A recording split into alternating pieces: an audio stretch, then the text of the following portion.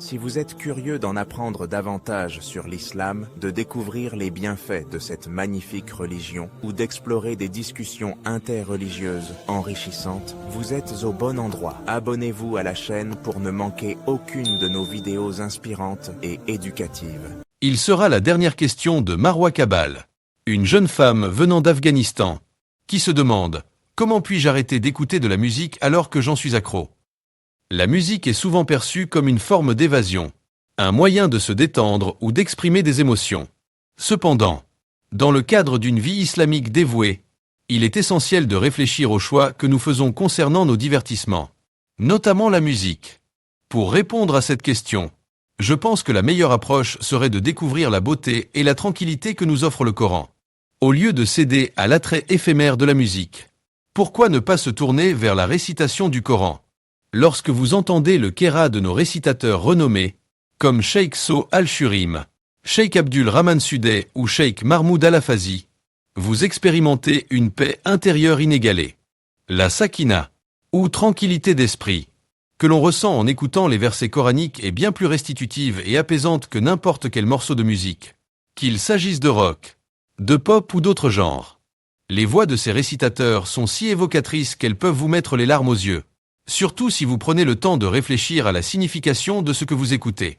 Pour ceux qui souhaitent aller plus loin dans leur apprentissage, écoutez ces récitations avec une traduction disponible. Par exemple sur YouTube, peut enrichir votre compréhension et même davantage vous attacher à ces moments spirituels. Rien ne peut vraiment se comparer à la profondeur des émotions suscitées par la parole d'Allah. En vous immergeant dans ces récitations coraniques, vous découvrirez que la beauté du verbe divin surpassera infiniment celle de n'importe quelle musique précédente. Une autre option que je pourrais vous suggérer est d'écouter des nashids. Les nashids islamiques sont des chants religieux qui ne nécessitent pas d'instruments de musique.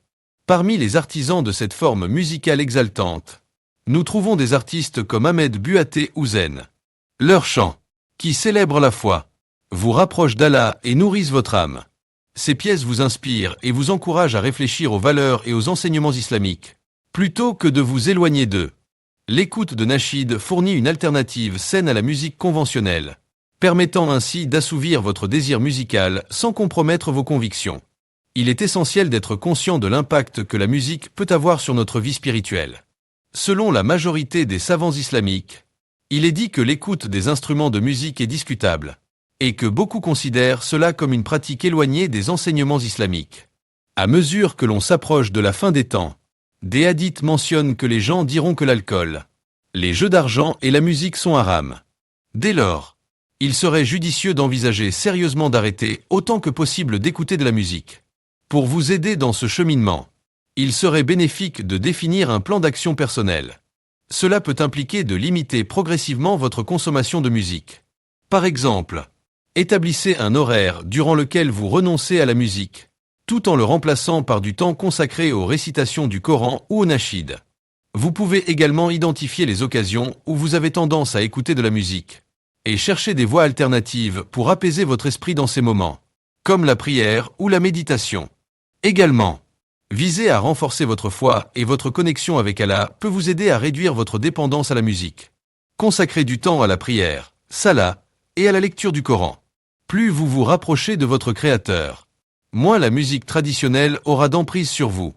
Adoptez des pratiques spirituelles telles que le dhikr, le souvenir d'Allah, pour remplir les moments vides que la musique pourrait occuper. Répéter des invocations tout au long de la journée peut vous apporter paix et sérénité. Pour enrichir cette transformation, n'oubliez pas l'importance du soutien communautaire. Rejoindre des groupes de discussion où le partage des expériences autour de la foi et des défis similaires peut être constructif.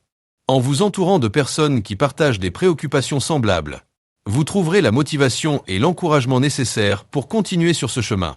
En résumé, arrêtant d'écouter de la musique implique un retour actif vers la découverte et l'appréciation de la richesse spirituelle des récitations coraniques et des nashids. C'est un voyage qui demande du temps, de la patience et surtout un engagement sincère envers Allah.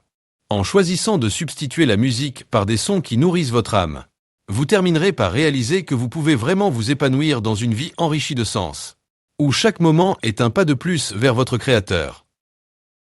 Que la paix et la bénédiction d'Allah soient sur notre bien-aimé prophète Muhammad, N'hésitez pas de vous abonner, de liker pour ne manquer aucune de nos prochaines vidéos.